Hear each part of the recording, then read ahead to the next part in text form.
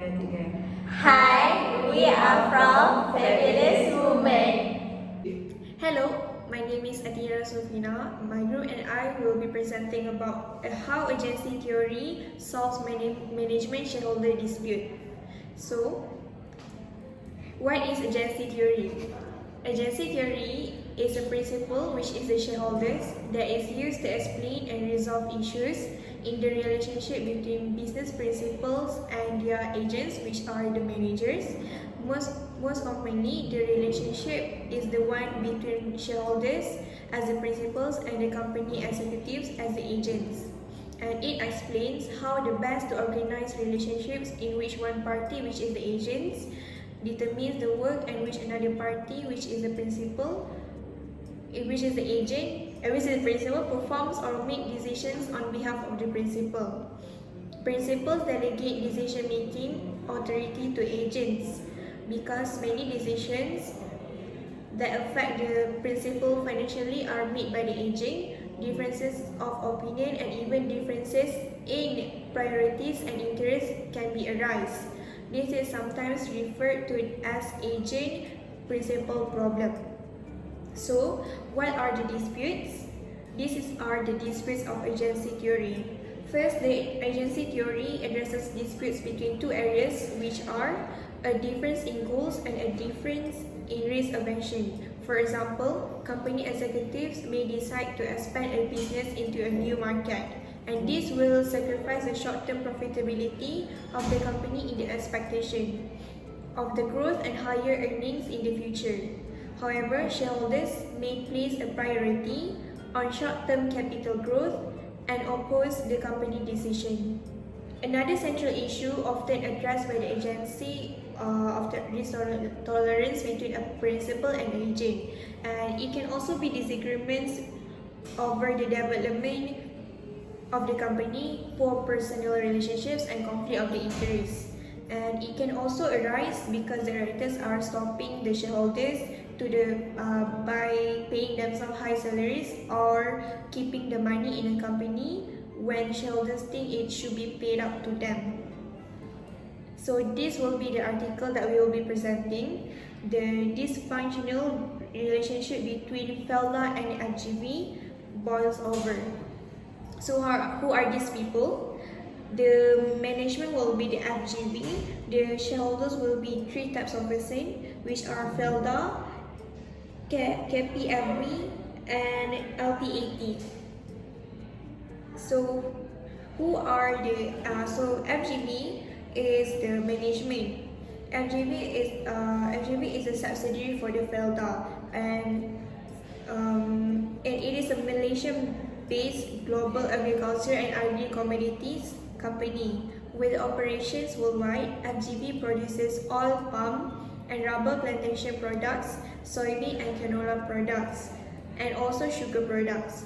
Its initial public offering in 2012 was the largest in the world that year after Facebook, and the biggest IPO in Asia with $3.1 billion.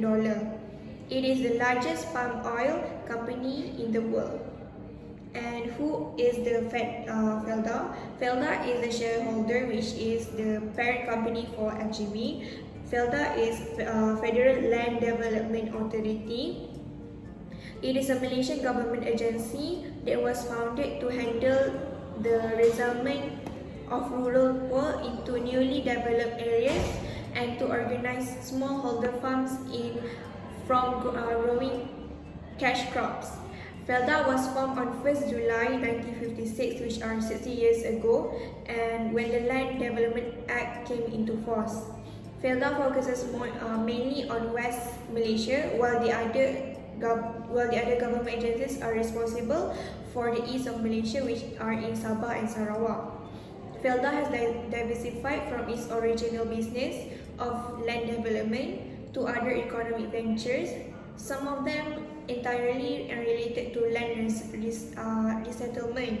Although Felda has subsidiaries involved in businesses such as marketing, transportation, it also reportedly has a stake in some Malaysian banks, which is Maybank.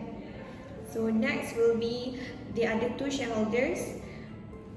First is LTAT, the Armed Force Board. It is a government statutory body and it is established by Act of Parliament. It is to provide the retirement benefits and other benefits to members of the other ranks, to provide saving scheme for officers of the Angkatan Tentera Malaysia of anggota Kerahan Angkatan Sukarela. So another shareholder, which is KPF, Koperasi Pemodelan Felda Malaysia Berhad. It is established on 1st July 1980 under Akta Koperasi 1993, and the objective is to provide channels for Felda citizens in savings and investment activities. And it is incorporated to fulfill Felda's mission in equally providing Felda citizens to acquire equities in Felda's companies. And it also achieved Felda's mission in providing Felda's criteria, proper and adequate welfare. So the next will be the issue that will be presenting by my friend Sabrina. Thank you. Hi, I'm Sabrina. So I will be presenting on the main issue from this article. So from this article, we found that the main issue is the dispute on remuneration package for FGV directors. Basically, this article talk about there is a dispute between FGV shareholder, which comprise of Felda, KPH and also LTAT with the directors of FGV, where the shareholders of FGV refuse to pay the remuneration to the directors of FGV. So these are the extract of dissatisfaction shown by the FGV's shareholder. For the first section, we can see that they vote to reject their pay package, which say that the FGV shareholder refuse. They vote to not paying the FGV's directors remuneration. On the second extract, we can see that Azhar, which is the chairman of FGV, he said that they can see from the shareholder message where that they did not want to pay remuneration to the FGV's directors. Okay, so next, the causes of dispute on FGV direction remuneration. So what are the reasons behind from this issue? Let's talk about why FGV shareholder did not want to remunerate their FGV's director. So there are two factors that make the FGV shareholder did not want to pay their remuneration, which are: the first one is dissatisfaction over the performance of the FGV, and the second one is conflict of interest. So the first one is dissatisfaction over the performance of the FGV. So on the perspective of FGV shareholders, as FGV reported a net loss of 1.08 billion, of which 1.04 billion was provision and impairment. It makes the shareholder was unhappy with the FGV performance, as they incur major losses in 2008. So we can conclude that because of the poor performance performed by the FGV company, it makes the shareholder refuse to pay the directors' fees.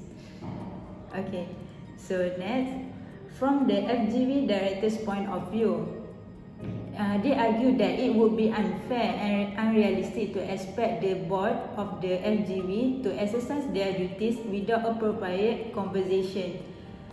From this extract, from the below extract, Azhar, which is the chairman of FGV, FGV feel unappreciated. Okay, so the next issue is there are conflict of interest between these two, management and shareholders. This is because the shareholder of FGV has another interest on another business. So as we can see in the extract of the article, where when FGV was listed in 2018, Felda have gave FGV to manage for 99 years under the LLA. LLA is also known as land lease agreement. In return, Felda would receive 248 million yearly as lease payment on top of a 15% profit share annually. In comparison, FGV received only 4.5 billion from the listing, which from this situation we can conclude that Felda has their own interest to receive more profit from LLA while FGV will receive less. So the next slide will be presenting by Nurin Dalila. Hi, I'm Nurin Dalila and I'm going to present of how can agency theory relate with this issue. So we have discussed the concept of agency theory and also the issues that were raised based on the case given just now. So, according to the agency theory policies, there are few ways that can be done in order to resolve the problem between the agent and the principal. So these are the 4 ways that the managers can do after they got discriminated to protect their rights.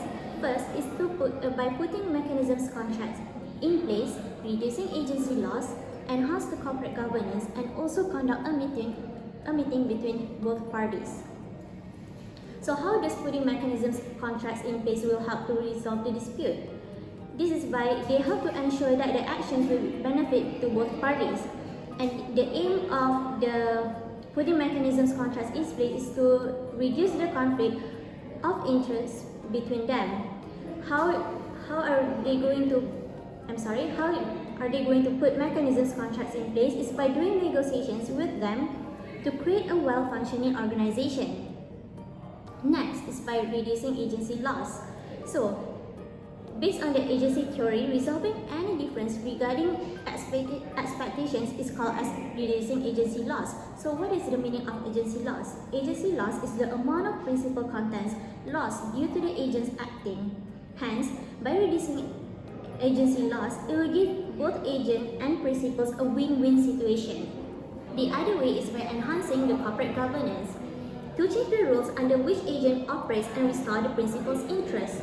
The principal, by employing the agent to represent the principal's interest, must overcome the lack of information about the agent's performance of the task.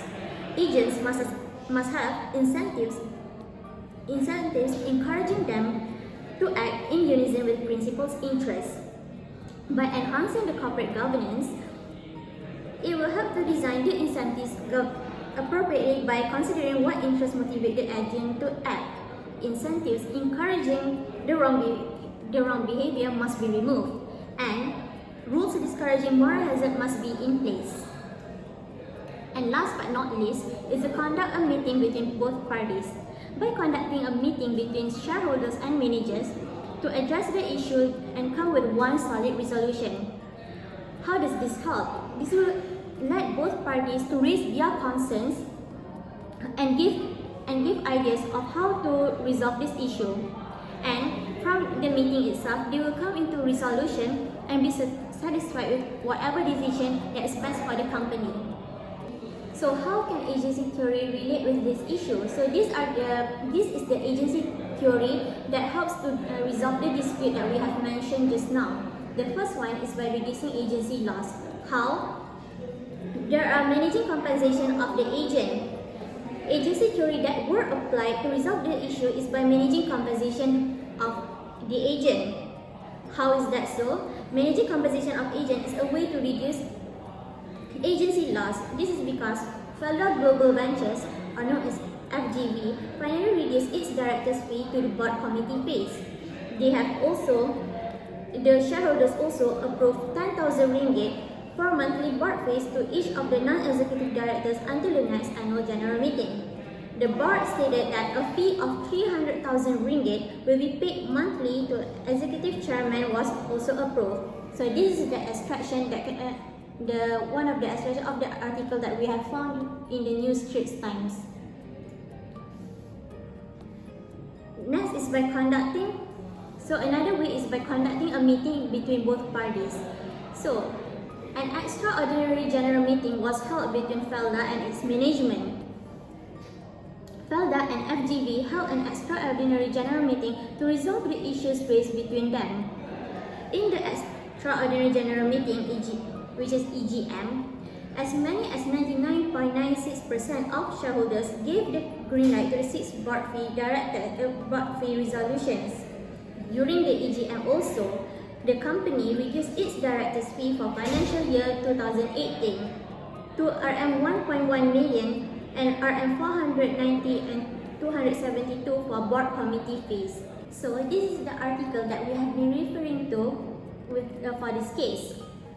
This article explains that the issue between FGV and its shareholders have been resolved with the help of agency theory, which is by managing the compensation right and also by conducting an extraordinary general meeting. So that concludes our presentation for today. Thank you for watching.